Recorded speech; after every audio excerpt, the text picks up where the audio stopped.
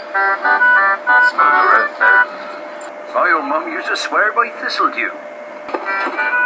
Smell the red then. I remember an old boy saying to me, Bronx Ball's best way of telling. My old mum used to swear by thistledew. Smell the red then. Ahoy, Jazz here. Just doing a little bit of a washing up. I don't know if you can see. Seawater, washing up, job done, easy. Today I'm going to talk a little bit about why a boat. All the things I could have done. Why a boat? So I don't have any experience with sailboats or boating in general. In fact, I'm not even that good with swimming. Water hasn't really been my friend. I am a Pisces, but water has never really been my friend. I enjoy it a lot. I like being in it when it's warm, but I'm not a great swimmer. So my big plan for the boat is don't get wet, stay on the boat as much as possible, keep everything dry. But why a boat? Well, biggest reason really is never going to really be able to afford a house. House prices are crazy, as I'm sure you're aware.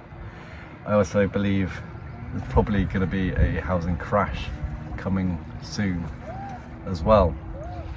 I mean, there's already lots of financial stuff going on in the world, inflation, recession, and none of it's really looking good. Already mortgage rates are changing drastically, and this scared me quite a lot.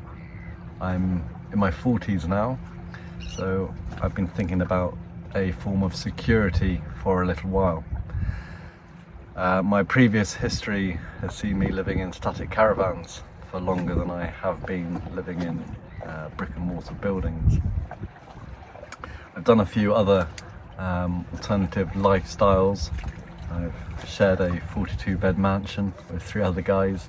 We were security for the building, totally allowed to be there, totally legitimate. We weren't squatting.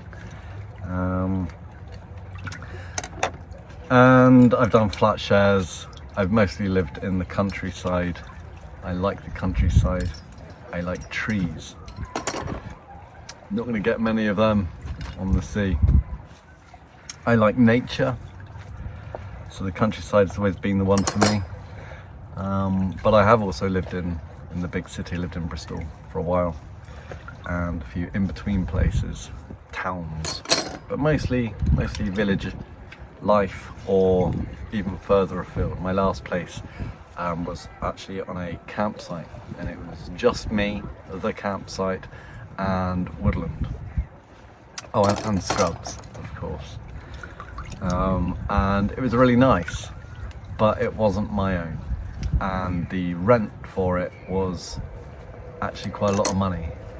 When I first moved into my first static caravan, I paid £80 a month, plus electricity and gas and all the other bits and bobs. But to pay several hundred of pounds to live in a static caravan just because it has a nice view isn't it really. It's a lot of money. The caravans leak and are mouldy, and winter is really hard. I was spending a lot of money on keeping my place warm in the winter. Fortunately, I had a job that paid me pretty well, so I could afford to do that and not feel too guilty about it. But living in a house has never really appealed to me. Last time I lived in a flat on my own in Frome, of all places, which is in the countryside, but out of my window I could only see a tree, and after several months I got pretty depressed of looking at that one tree. So all in all, I was looking for security. I had just been made redundant from my job and been given a redundancy package. I've also been investing for over 10 years now, so I do have a little bit of capital behind me. So I was looking into what should I do now I don't have a job. I worked out how long I could live in the static caravan for, but knowing winter's going to be hard, and really my big life dream has always been to live in the Caribbean. Last time I was in the Caribbean I actually looked at land and properties, but due to a scam that is pulled where you can buy land and property but your name doesn't actually get put on the deeds, so after any random amount of time the actual owner can come along and kick you off, and ultimately you've lost everything. So after learning that, I decided that I'm probably not gonna do that any longer, which sort of dashed my dreams of living in the Caribbean. But then I had some pretty awesome experiences on some really nice boats out in the Caribbean, just from meeting people and getting friendly with other people, going out on whale watching trips and the likes. And I very quickly decided that I could just get a boat. I could do everything I wanted to do on a boat. It's going to be different, it's going to be a challenge, but it's going to be quite similar to living in a static caravan, which I'm extremely used to, which comes with all sorts of repairs, fixing things randomly, and just being a little bit alternative. So from that point on, my trip to the Caribbean, my last trip to the Caribbean, I have been looking at boats every day, learning about sailing, what's equipment needed to make your life easier, how other people are doing it, and ultimately how viable it is as an actual option. And as I say, at that point I was still working, so I was thinking I could get a loan, and all of that sort of normal grown-up adulting stuff, which has never appealed. And then I was made redundant, so no more money coming in, a lump sum in my bank account, and that money would be ticking down, paying off someone else's mortgage, renting properties from people. So I knew very quickly that with that money I will be using it to get some sort of security in my life. And I went boat shopping. I looked at a number of different boats, all different sizes, and very quickly it became apparent that I needed a little bit of a larger boat than I first started looking at. And luckily, I feel actually quite lucky that I found Kailima, the boat I'm on now. It's about the right size. It had lots of new things being done to it, and even when I was buying it, a brand new spray hood was being made and attached to it. Everything on boats is expensive, so to have things being done for the boat while I was viewing it and potentially buying it or not was a great thing. The original owners were looking after it, even though they were wanting to get rid of it. There was a couple of older boys that were looking after the boat before I bought it.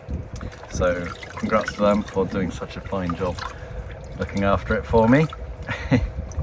But when I bought it, so yeah, now I get to live on a boat. I don't have any rent to pay. All my money now is going on food and fuel and repairs and updates. I say everything is expensive. I need a new wind transducer. It's going to cost me about £1,000 to get one and it put on my mast, properly installed. I need a few other bits and pieces too. Satellite internet for when I actually start going out on the ocean is something I've been looking at today, and again that's definitely not cheap. There's all sorts of different packages, but they're all expensive to get originally from the offset, and then there's subscription packages, so you can actually use your credit or whatever when you go out to sea. So all things to think about.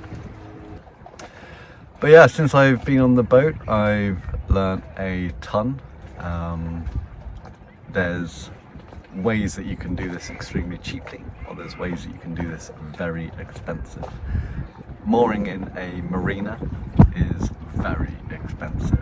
I've spent a couple of weeks now, I guess, in total, in a particular marina just down the way. I was gonna say down the road, just down the way, so I can have people come and check out my boat, do upgrades to it, and service it and stuff like that.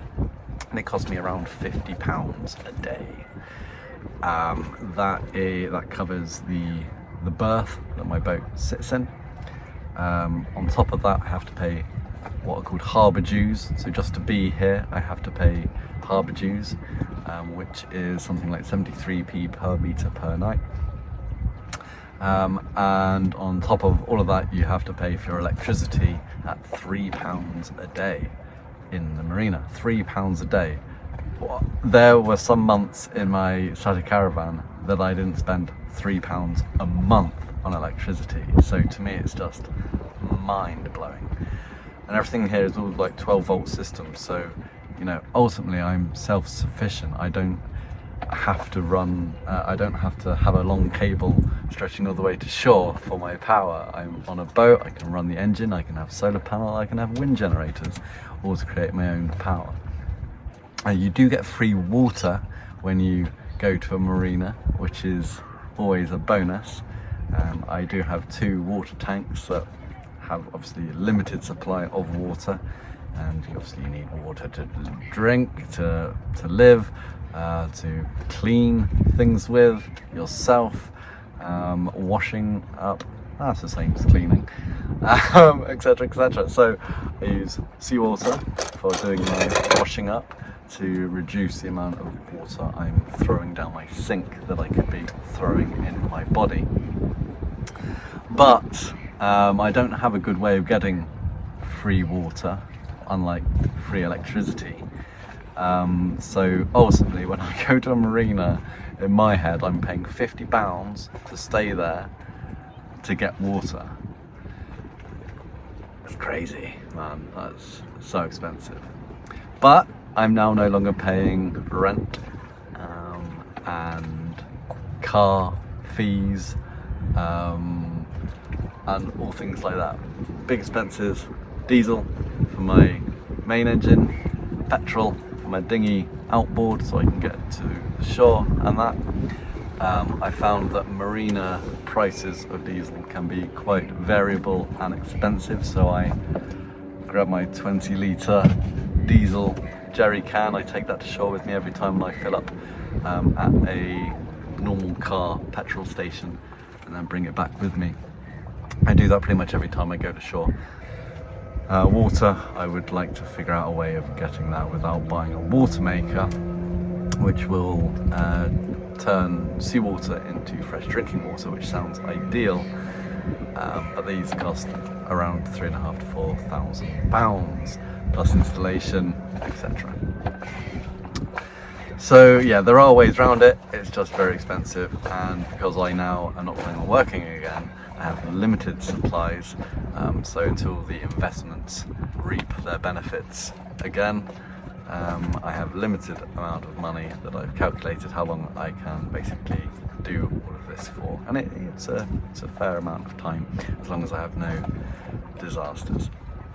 So yeah, that's why I chose a boat. I'm obviously planning on leaving the UK, and the idea is to chase the sun. Really enjoying it still, very happy with my boat.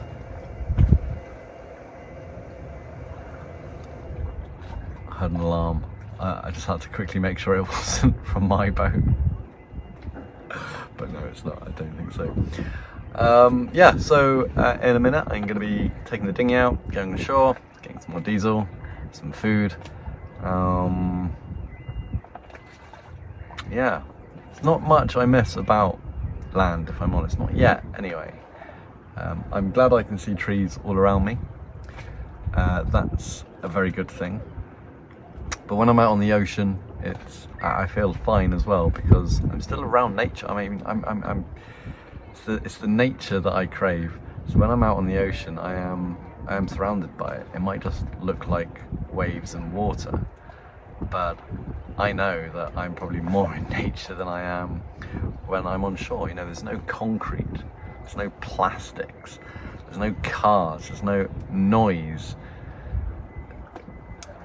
When you're on the ocean, like, I don't know about you, but driving and roads at the moment just drive me crazy. Everywhere's just so busy. Try not to be such a miserable old man in my old age, but driving just drives me up the wall.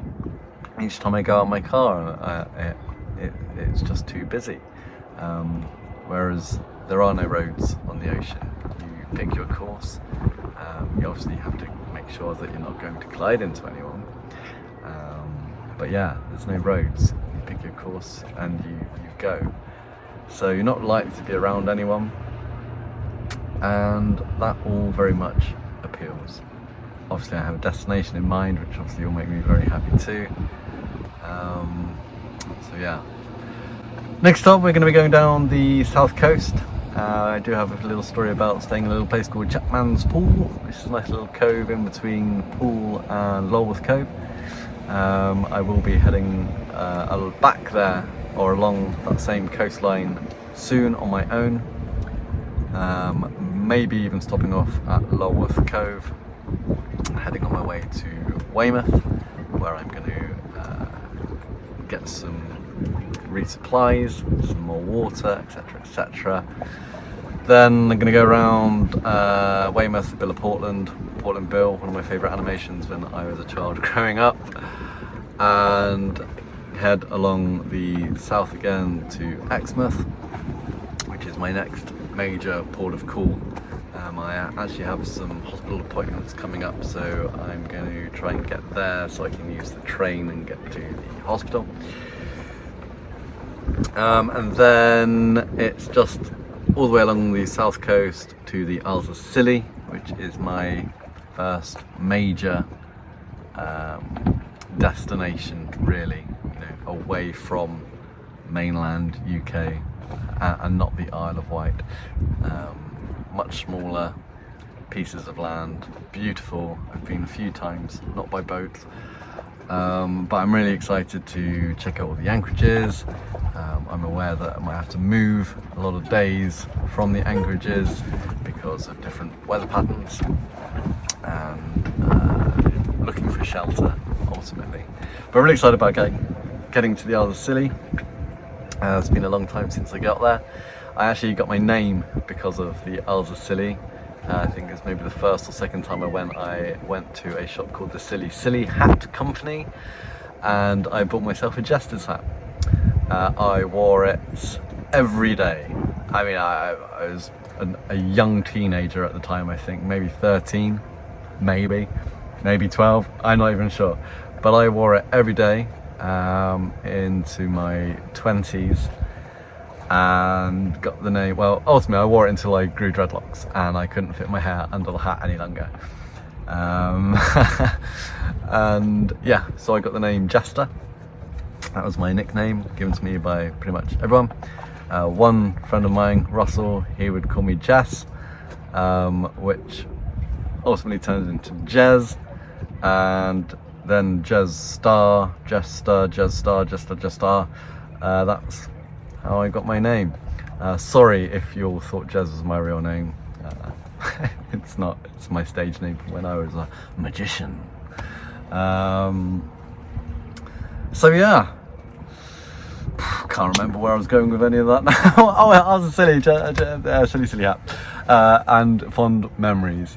So yeah, looking forward to going back there and spending some time in the sun. You will not believe what the waters look like out there.